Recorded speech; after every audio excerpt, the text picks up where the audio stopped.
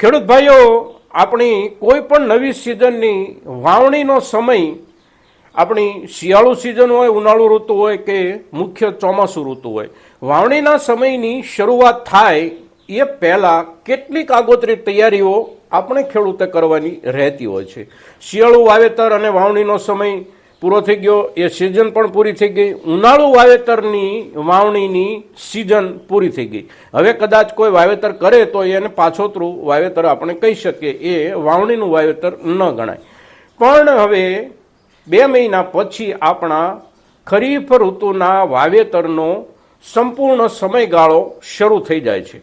તો આ સમય દરમિયાન આપણા ખેડૂતોના માટે સૌથી જરૂરી તૈયારીઓ કઈ કઈ હોઈ શકે? તો એક આપણું ખેતીકામ અને બીજું આપણી નવી સિઝનની જરૂરિયાત માટેના ખાતરો અને બિયારણો.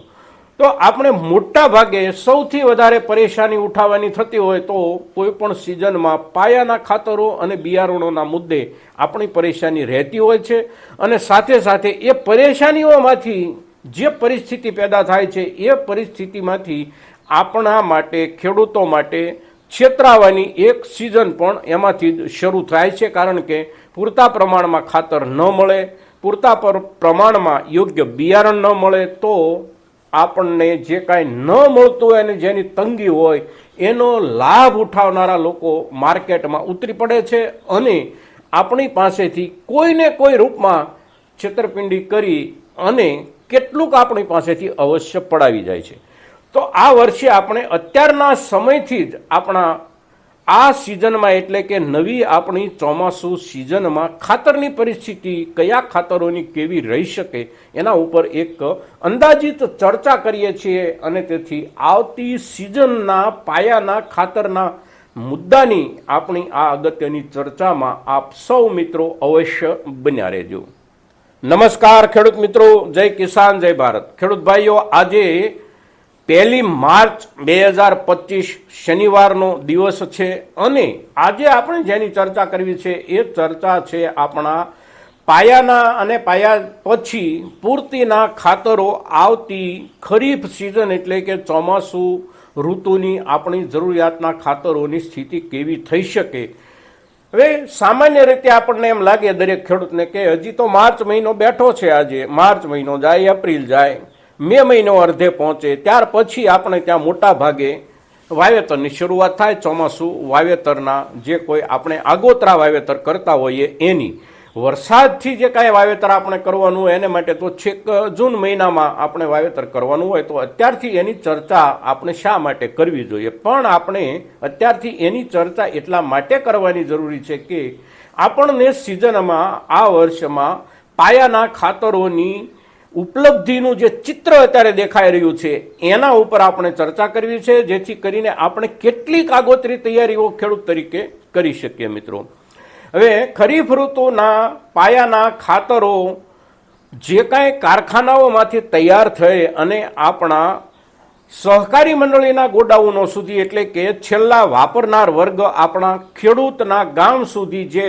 પહોંચાડવાની પ્રક્રિયા છે એ પહોંચાડવાની પ્રક્રિયાની શરૂઆત 1 મહિના પછી બિલકુલ સંપૂર્ણપણે શરૂ થઈ જશે. એટલે કે એપ્રિલ મહિનામાં ખાતરોના જથ્થાની રવાનગી શરૂ થઈ જતી હોય છે. હવે એપ્રિલ મહિનામાં પાયાના ખાતરોના જથ્થાની જ્યારે રવાનગી શરૂ થાય છે ત્યારે દરેક રાજ્યોની જે તે ખાતરની વપરાશ અને રાજ્યો પ્રમાણે જે કાંઈ વાવેતર થતા હોય એ વાવેતરને અનુરૂપ ખાતરો સરકાર તરફથી પહોંચાડવાની વ્યવસ્થા જે કાંઈ થતી હોય એમાં આપણું રાજ્ય, આપણો જિલ્લો, આપણો તાલુકો, આપણું ગામ અને છેલ્લે આપણું ખેતર આપણા આયોજન પ્રમાણેનું ખાતર મેળવી શકશે કે કેમ, આ સવાલ આ વર્ષમાં આપણા માટે સૌથી અગત્યનો થઈ જાય છે. એટલા માટે કે છેલ્લા 3 થી 4 વર્ષથી સરકાર આપણા પાયાના ખાતરો, મુખ્ય ખાતરો કે જેને આપણે DAP, NPK, ત્યારબાદ 20-20-0-13 ફોસ્ફરસયુક્ત જે કોઈ ખાતરો છે, ફોસ્ફરસની સાથે સાથે એમાં નાઇટ્રોજનનું કોમ્બિનેશન હોય, પોટેશિયમનું કોમ્બિનેશન હોય, આવા જે કોઈ આપણા પાયાના ખાતરો છે, આ ખાતરોના જથ્થામાં અને એના વેચાણમાં ઉત્પાદનથી લઈ અને આપણા સુધી ખાતર પહોંચે એ આખી જરૂરિયાતનો જે કાંઈ જથ્થો હોય છે એમાં સરકાર મોટા પાયે કાપ મૂકી રહી છે છેલ્લા 3 થી 4 વર્ષથી. અને એ કાપ સરકાર જે કાંઈ મૂકી રહી છે એનું કારણ છે સરકાર આપણને એવું કહે છે કે અમે આમાં બહુ મોટા પાયે સબસિડી આપીએ છીએ. કેટલી સબસિડી આપે છે સરકાર આપણને, એના આંકડાઓ સરકાર જે કાંઈ જાહેર કરતી હોય તે, પણ સરકારના કોઈ આંકડાઓ આપણા માટે હવે વિશ્વાસપાત્ર રહ્યા નથી. એટલે સરકાર સાચું બોલે છે કે ખોટું એ સરકાર જાણે, પણ સરકાર સબસિડીના નામથી આપણા ખાતરના જથ્થાઓ દર વર્ષે કાપતી જાય છે. ગયા વર્ષે પણ આપણે ચોમાસાની ઋતુની શરૂઆતમાં પાયાના ખાતરોની મોટા પાયે તંગી અનુભવી. શિયાળુ વાવેતરનો સમય આવવાનો શરૂ થયો એટલે લગભગ 10મો અને 11મા મહિના દરમિયાન પણ આપણે પાયાના ખાતરોની તંગી અનુભવી આપણા આખા ગુજરાત રાજ્યમાં, અને બાકીના બધા દેશના વિવિધ પ્રદેશોના ખેડૂતોએ આ પીડા સહન કરી છે. હવે અત્યારે આ વર્ષે ચોમાસું ઋતુના જે કાંઈ ખાતરો આપણા સુધી પહોંચાડવાના હોય એમાં સરકાર આપણી જરૂરિયાત પ્રમાણેનો જથ્થો આપણા સુધી પહોંચાડશે કે નહીં પહોંચાડે, આ એક સવાલ છે.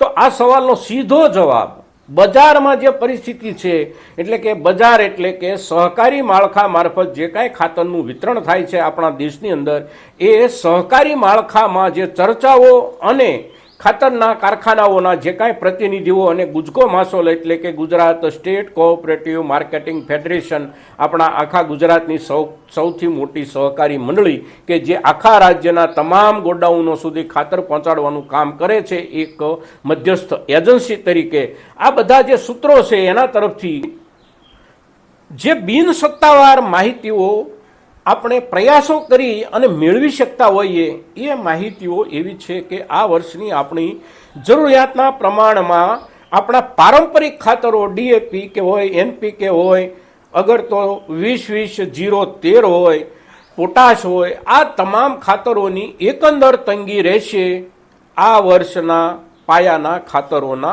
મુદ્દે. હવે તંગી રહેવાની હોય તો આપણે જ્યારે જૂન મહિનામાં વાવેતર કરવાનું થાય ત્યારે આપણે ખાતર ગોતવા નીકળીએ તો આપણને ખાતર મળવાની સંભાવનાઓ બહુ ઓછી થઈ જાય છે. પરિણામે આપણે ખાતર માટે દોડાદોડી કરવાની થાય અને આપણને ખાતર નથી મળ્યું એવી ખબર જે કોઈ લોકોને પડે એમાંથી કેટલાક લોકો એવા હોય છે કે એ પરિસ્થિતિનો લાભ ઉઠાવી અને આપણને જુદા જુદા સ્વરૂપનું, જેની અંદર ખરેખર વાસ્તવિક રૂપમાં કોઈ પણ જરૂરી વાનસ્પતિક પોષક તત્વો પૂરતા પ્રમાણમાં ન હોય એવા ખાતરો આપણને પધરાવી દેતા હોય છે. અને એ ખાતરો આપણે વૈકલ્પિક ખાતરો તરીકે ખરીદી અને આપણા ખેતરોમાં વાપરતા હોઈએ છીએ, જેનું આપણને પરિણામ નથી મળતું. અને પરિણામ ન મળ્યા પછી પણ આપણે એમની સામે ન તો કોઈ પગલાં લઈ શકીએ છીએ કે ન આપણા ફેલ ગયેલા વર્ષનું કોઈ વળતર આપણે ક્યાંયથી મેળવી શકીએ છીએ. તો આ પરિસ્થિતિ જ્યારે નિર્માણ થવાની શક્યતાઓ, ખૂબ મોટી શક્યતાઓ છે, ત્યારે જે કોઈ જાગૃત ખેડૂતો છે અને જેમની પાસે થોડી ઘણી ખાતર ખરીદી લેવાની સગવડ છે, આવા ખેડૂતો માર્ચ મહિનાના છેલ્લા દિવસોથી લઈને એપ્રિલ મહિના દરમિયાન શક્ય હોય ત્યાં સુધી પોતપોતાની જરૂરિયાતના ખાતરના જથ્થાનો સંગ્રહ કરવાનો પ્રયાસ કરે. હવે સગવડ જેમની પાસે છે એ ખેડૂતો તો ખાતરનો સંગ્રહ કદાચ અગાઉ લઈ અને કરી શકે છે, પણ સામાન્ય ખેડૂતો કે જે સંગ્રહ નથી કરી શકે એમને માટે શું? તો ખેડૂત ભાઈઓ, આપણે કાયમ માટે જે મુદ્દાઓની જાણકારી રાખવાની હોય એની જાણકારી બહુ ઓછી રાખીએ છીએ. જેની જાણકારી આપણે બિલકુલ રાખવાની જરૂર નથી હોતી એની જાણકારી આપણે ખૂબ મોટા પાયે રાખીએ છીએ. અત્યારના સોશિયલ મીડિયાના યુગમાં પણ આપણે જોઈએ છીએ કે આપણે ખેડૂતો તરીકે જે કંઈ જાણવા જો કાર્યક્રમો આવતા હોય સોશિયલ મીડિયા પર, પછી એ કોઈ સંસ્થા દ્વારા આવતા હોય, સરકાર દ્વારા આવતા હોય કે આપણા કોઈ ખેડૂતો દ્વારા આવતા હોય, એના ઉપર આપણે જેટલા કાળજીથી ધ્યાન નથી આપતા એટલા આપણે મનોરંજનના કિસ્સાઓ, મનોરંજનના મુદ્દાઓ, સળગતા સમાચારો, આના ઉપર આપણે વધારે ધ્યાન આપતા હોઈએ છીએ. આપ સૌ દર્શક મિત્રોને એક સવાલ અહીંથી હું અવશ્ય કરીશ કે આપણા દર્શકોમાંથી કેટલાક ખેડૂતો એવા છે કે જે લોકોને ખબર છે કે ખાતર વિતરણની જે કાંઈ વ્યવસ્થા ગોઠવાયેલી છે એમાં સૌથી નીચે સેવા સહકારી મંડળી, એના ઉપર તાલુકા ખરીદ વેચાણ સંઘ, એના ઉપર જિલ્લા ખરીદ વેચાણ સંઘ અને એના ઉપર ગુજકો માસોલ એટલે કે ગુજરાત રાજ્ય સહકારી ખરીદ વેચાણ સંઘ. તો આપણા તાલુકામાં તાલુકા સંઘના પ્રમુખ કોણ છે અને જિલ્લા સંઘમાં આપણા તાલુકાનું પ્રતિનિધિત્વ કઈ મંડળીના કયા આગેવાન કરી રહ્યા છે, અને સાથે સાથે આપણા જિલ્લાનું ગુજકો માસોલ એટલે કે ગુજરાત સ્ટેટ કોઓપરેટિવ માર્કેટિંગ સોસાયટીમાં કોણ આપણું પ્રતિનિધિત્વ કરી રહ્યા છે એની આપણને કેટલા લોકોને ખબર છે? બહુ ઓછા લોકોને ખબર છે મિત્રો. ખાતર આપણું આપણા સમયસર આપણી મંડળી કે આપણા ઘર સુધી પહોંચે એની જવાબદારી આપણા તાલુકા સંઘ, આપણા જિલ્લા સંઘના, આપણા તાલુકાના પ્રતિનિધિ, આપણા જિલ્લા સંઘના પ્રમુખ, આ બધાની જવાબદારી હોય છે. પણ આપણને એ ખબર જ નથી કે કોણ આમાં તંત્રમાં ગોઠવાયેલું છે, આપણા ખેડૂતોના નામે કોણ નેતાગીરી કરી રહ્યું છે અને નેતાગીરી કરતાં કરતાં આપણા ખેડૂતો માટે કોણ કામ કરી રહ્યું છે. આપણે એમના કાન પકડવા પડશે. એમને સિઝન શરૂ થાય એ પહેલાં આપણે ઉઘરાણી શરૂ કરવી પડશે કે ખાતર આ સિઝનમાં આપણા તાલુકામાં કેટલું આવશે, આપણા તાલુકાની જરૂરિયાત કેટલી છે, કયું ખાતર તમે કેટલું લાવશો. આ સવાલો આપણે પૂછવા પડશે.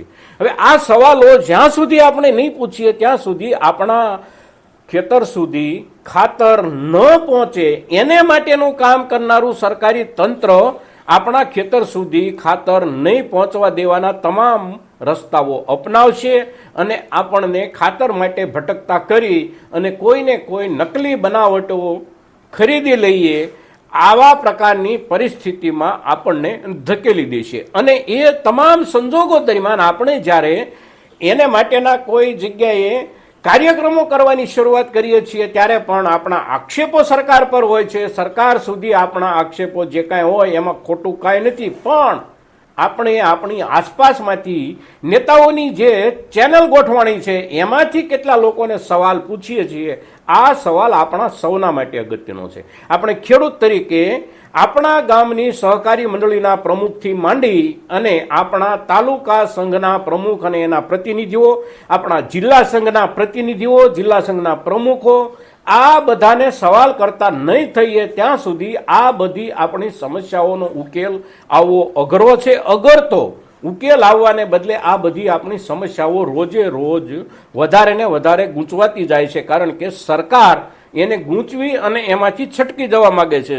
બિલકુલ સ્પષ્ટ શબ્દોમાં આપણે કહીએ તો ખાતરની સબસિડીમાંથી સરકાર પોતાનો હાથ ખેંચી લેવા માગે છે અને એટલે આપણને જુદા જુદા પ્રકારના બાટલાઓ પકડાવવામાં આવે છે. તો ખેડૂત ભાઈઓ, આગામી આપણી ખરીફ ઋતુની પાયાના ખાતરોની જરૂરિયાત અને આ જરૂરિયાતમાં ક્યાં કેવી તકલીફો પડવાની શક્યતાઓ છે એની જ્યારે આપણે ચર્ચા કરીએ છીએ ત્યારે શક્ય તે રૂપમાં આપણે આપણા તરફથી આપણી જરૂરિયાતની વ્યવસ્થા ઉપર અગાઉથી વિચારી શકીએ. એટલા માટે આ એપિસોડ જ્યારે આપણે અપલોડ કરી રહ્યા છીએ ત્યારે આપણા મહત્તમ ખેડૂતો સુધી આ ચર્ચા પહોંચે એવા આપ સૌના તરફથી પ્રયાસો થાય એવી અપેક્ષા સાથે જય કિસાન, જય ભારત.